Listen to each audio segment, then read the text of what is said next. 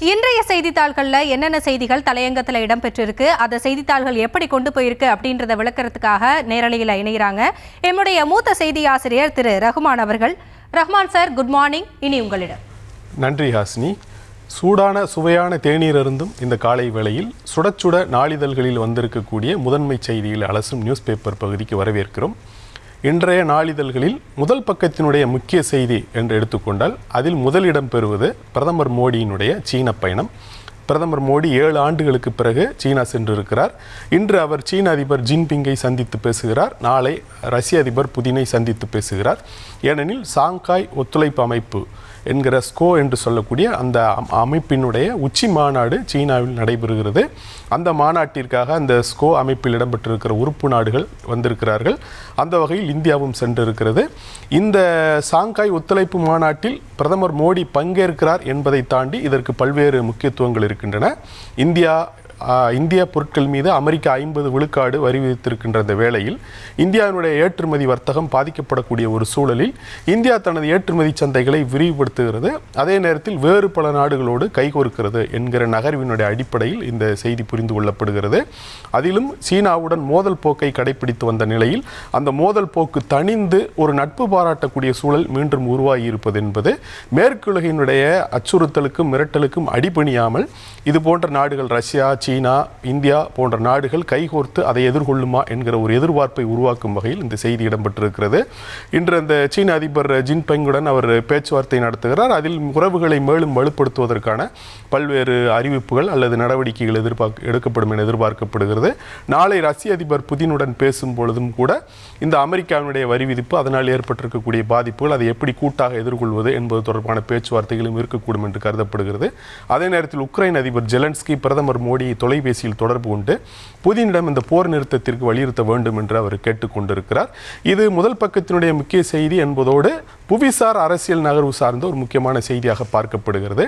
இந்த சீன பயணத்தை பொறுத்தவரையில் சீனாவுடன் நட்புறவை இந்தியா புதுப்பிக்கிறது என்றாலும் கூட அதற்கு ஒரு வரம்பு இருக்கிறது என்று நாம் கருத இடம் இருக்கிறது. காரணம், பிரதமர் மோடி இந்த பயணத்தை முடித்துக்கொண்டு திங்கட்கிழமை நாடு திரும்பி விடுகிறார். ஆனால் அந்த சாங்காய் ஒத்துழைப்பு அமைப்பு மாநாட்டில் பங்கேற்றிருக்கக்கூடிய ரஷ்யா உள்ளிட்ட நாடுகளினுடைய அரசு தலைவர்கள் அங்கு புதன்கிழமை வரை தங்கியிருந்து அந்த சீனாவினுடைய அந்த வெற்றி பேரணியை பார்வையிடுகிறார்கள். 2ஆம் உலகப் போரின் போது ஜப்பானிய ஆக்கிரமிப்பை எதிர்த்து சீனா முறியடித்ததனுடைய நினைவு நாள் கடைபிடிக்கப்படுகிறது. அதை ஒட்டி அந்த வெற்றி பேரணி நடைபெறுகிறது. அதில் இந்த நாடுகள் எல்லாம் கலந்து கொண்டன. ஆனால் பிரதமர் மோடி திங்கட்கிழமையை திரும்பி விடுகிறார். எனவே அட்டன் ஆர்ம்ஸ் லெங்த் என்று ஆங்கிலத்தில் சொல்வார்கள். அதுபோல சீனாவை இந்தியா வைப்பதற்கு ஒரு பார்வை இருக்கக்கூடும் என்ற பொருள். காரணம், இந்த இரு நாடுகளுக்கு இடையான வர்த்தக பற்றாக்குறை என்பது மிகவும் அதிகமாக இருக்கக்கூடிய சூழலில் நாம் ஒரு 500 கோடி ரூபாய்க்கு ஏற்றுமதி செய்தோமானால் அதை விட 8 மடங்கு அதிகமாக இறக்குமதி செய்கிறோம் என்ற ஒரு அர்த்தத்தில் கிட்டத்தட்ட இவ்வளவு பெரிய வர்த்தக பற்றாக்குறை இருக்கக்கூடிய சூழலில் சீனாவுடனான உறவுகளையும் எச்சரிக்கையாக இந்தியா மேற்கொள்ளும் என்று கருதுவது இந்த செய்தியில் வாயிலாக நமக்கு வெளிப்படுகிறது. இதை தவிர்த்து விட்டு பார்க்கும் பொழுது அதிபர் ட்ரம்ப் இந்திய பொருட்கள் மீது 50 விழுக்காடு வரி விதித்திருக்கிறார். இதுபோல வேறு பல உலக நாடுகள் மீதும் அவருடைய வரி விதிப்பு நடைபெற்றிருக்கிறது. இது குறித்த ஒரு வழக்கு ஒன்றில் அமெரிக்க நீதிமன்றம், மேல்முறையீட்டு நீதிமன்றம் முக்கியமான ஒரு தீர்ப்பை வழங்கி இருக்கிறது. அமெரிக்க அதிபர் ட்ரம்ப் விதித்திருக்கக்கூடிய வரிகள் சட்டவிரோதமானவை என்று அந்த அமெரிக்க நீதிமன்றம் கூறியிருக்கிறது.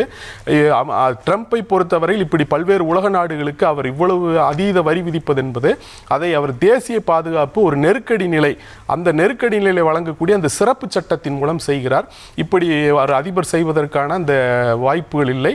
அதிபர் தன்னுடைய அதிகார வரம்பை மீறி இது போன்ற வரி விதிப்புகளை விதிக்கிறார் என்று அமெரிக்க நீதிமன்றம் கூறியிருக்கிறது. அதே நேரத்தில் இந்த தீர்ப்பை எதிர்த்து ட்ரம்ப் உச்சநீதிமன்றத்தில் மேல்முறையீடு செய்வதற்கு அவர்கள் அவகாசம் வழங்கியிருக்கிறார்கள். எனவே இந்த வரி விதிப்பு என்பது தொடர்கிறது. அதே நேரத்தில் ட்ரம்ப்பும் கூட இந்த உத்தரவை எதிர்த்து மேல்முறையீடு செய்யப்படும் என்று அவர் கூறியிருக்கிறார். அது மட்டுமல்ல, இந்த வரி விதிப்பு ரத்து செய்யப்பட்டால் அது அமெரிக்க பொருளாதாரத்திற்கு பேரிழப்பாக முடியும், பெரும் சேதத்தை ஏற்படுத்திவிடும் என்பது போல ட்ரம்ப் கூறியிருக்கிறார். இதுவும் முதல் பக்கத்தில் இடம்பெற்றிருக்கிறது. அதே நேரத்தில் இந்த ட்ரம்ப் வரி விதிப்பின் காரணமாக தமிழகத்திற்கு ஏற்படக்கூடிய பாதிப்பு, எவ்வளவு தமிழகத்திற்கு பாதிப்பு ஏற்படும் என்கிற செய்தியும் கூட இடம்பெற்றிருக்கிறது. அது 50 விழுக்காடு வரி விதிப்பின் காரணமாக நடப்பு நிதியாண்டில் தமிழகத்திற்கு மட்டும் 34,642 கோடி ரூபாய் இழப்பு, அது அந்த அளவிற்கான பாதிப்புகள் ஏற்படும் என்று வெளியிடப்பட்டிருக்கிறது. அது மட்டுமல்ல, அதிலும் குறிப்பாக இந்த ஜவுளி தோல் ஆயத்தாடைகள் துறையிலும் கூட கிட்டத்தட்ட 12,000 கோடி ரூபாய் அளவிற்கு இழப்பை சந்திக்கும், பாதிப்பை சந்திக்கும் என்று அந்த செய்தியும் வெளியிடப்பட்டிருக்கிறது. இதை தவிர்த்து விட்டு பார்க்கும் பொழுது முதலமைச்சர் மு.க. ஸ்டாலினுடைய ஜெர்மன் பயணம் அதுவும் அந்த முதல் பக்கத்தில் இடம்பெற்றிருக்கிறது. அது முதலீடுகளை ஈர்ப்பதற்காக அவர் இந்த பயணத்தை மேற்கொண்டிருக்கிறார். ஜெர்மன் மட்டுமல்ல, இங்கிலாந்திற்கும் சென்று அவர் முதலீடுகளை ஈர்க்க இருக்கிறார். அது செல்வதற்கு முன்னர் அவர் அளித்த பேட்டியில் இதுவரை ஈர்க்கப்பட்ட முதலீடுகள் குறித்த விவரங்களையும் நாளிதழ்கள் வெளியிட்டிருக்கிறார்கள். திமுக ஆட்சி பொறுப்பேற்ற பின்னர் இதுவரை 10,62,752 கோடி ரூபாய்க்கான முதலீடுகளை ஈர்த்து 922 புதிய ஒப்பந்தங்களை மேற்கொண்டிருக்கிறோம். இதன் மூலம் 32,81,032 பேருக்கு வேலை வாய்ப்புகள் உறுதி செய்யப்பட்டிருக்கிறதாக அவர் கூறியிருக்கிறார்.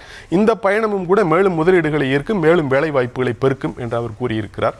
அரசியல் அரங்கில் அதிர்வலைகள் என்ற செய்தியை எடுத்துக்கொண்டோமானால் அதில் நேற்று நிர்மலா சீதாராமனுடைய பேச்சு, அதே போல எடப்பாடி பழனிசாமி, அண்ணாமலை அவர்கள் அருகருகே இருந்தது. இதே போல அதிமுக மாவட்ட செயலாளர்கள் கூட்டத்தில் எடப்பாடி பழனிசாமி பேசிய பேச்சு என பல்வேறு செய்திகள் இடம்பெற்றிருக்கின்றன. இதில் குறிப்பாக இந்த நிர்மலா சீதாராமனுடைய பேச்சு என்பது பெரும் வாத பிரதிவாதங்களுக்கும் கடுமையான விமர்சனங்களுக்கும் கூட இட்டு சென்றிருக்கிறது. அது அவர் மூப்பனாருடைய நினைவு நாளில் தான் இந்த பேச்சு பேசப்பட்டிருக்கிறது. மூப்பனார் பிரதமர் அவரை தடுத்த சக்திகள் தமிழ் கலாச்சாரம், தமிழ் பண்பாடு பற்றி பேசிக் கொண்டிருக்கிறார்கள் என்று அவர் திமுகவை மறைமுகமாக குறிப்பிட்டு பேசியிருக்கிறார். அப்படி அவர் பேசுவதற்கான காரணம் 96ஆம் ஆண்டில் 1996 நாடாளுமன்ற தேர்தல் நடைபெற்ற போது அதில் எந்த கட்சிக்கும் பெரும்பான்மை கிடைக்கவில்லை. வாஜ்பாய் தலைமையிலான ஆட்சி அமைந்தது. ஆனால் மாயாவதி ஆதரவை விலக்கிக் கொண்டதால் 13 நாட்களில் இந்த ஆட்சி கவிழ்ந்து விட்டது. அதன் பிறகு ஐக்கிய முன்னணி சார்பில் ஒரு ஆட்சி அமைத்தார்கள். அந்த ஆட்சிக்கு யார் பிரதமராக ஆக்கலாம் என்கிற பேச்சு வந்தபோது ஜோதிபாசு, தேவகவுடா, மூப்பனார் உள்ளிட்டோர் பெயர்கள் அடிபட்டதாக சொல்லப்படுகிறது. அதில் தேவகவுடா தான் பிரதமரானார். ஆனால் அவரும் கூட ஓராண்டுக்கு மேல் ஆட்சியில் நீடிக்க முடியவில்லை. அதன் பிறகு ஐக்கிய குஜரால் பிரதமரானார். இப்படி அதன் பிறகு அந்த 2 அரசுகளுமே கவிழ்ந்து 98 மீண்டும் நாடாளுமன்ற தேர்தல் நடத்தப்பட்டது. இந்த காலகட்டத்தில் நிகழ்ந்த நிகழ்வை சுட்டிக்காட்டி தான் நிர்மலா சீதாராமன் இப்படி பேசியிருக்கிறார். மூப்பனார் பிரதமராவதை தடுத்து விட்டார்கள் என மூப்பனார் ஏதோ பிரதமர் வேட்பாளராக நிறுத்தப்பட்டு அவரை எல்லாம் மக்கள் எல்லாம் ஆதரித்து வாக்களித்து அதன் பிறகு அவர் ஏதோ பிரதமராவதை தடுத்து விட்டது போல பேசியிருக்கிறார். அப்படி அல்ல உண்மை. அன்று நிலவிய அரசியல் குழப்பமும் சிக்கல்களும் எல்லோருக்கும் தெரிந்திருக்கும். அதுவும் குறிப்பாக அந்த காலகட்டத்தை அரசியல் பார்த்தவர்கள் தெரிந்திருக்கும். அப்படிப்பட்ட ஒரு சூழலில் தேவகவுடா பிரதமராவதை யார் தடுத்தார்கள் என்பதை நேரடியாக வெளிப்படையாக சொல்லாமல் இவர் திமுகவை மறைமுகமாக சுட்டி காட்டியிருக்கிறார். அது தொடர்பாகத்தான் ஒரு அரசியல் அரங்கில் அதிர்வலைகள் ஏற்பட்டிருக்கிறது. இதை தவிர்த்து விட்டு பார்க்கும் பொழுது எடப்பாடி பழனிசாமி, அண்ணாமலை அருகருகே இருந்தார்கள். 2 பேரும் பரஸ்பரம் நிகழ்ச்சியை பகிர்ந்து கொண்டார்கள் என்று சொல்லப்படுகிறது. எடப்பாடி பழனிசாமி முதலமைச்சராக்க வேண்டும் என்று அண்ணாமலை பேசினார்.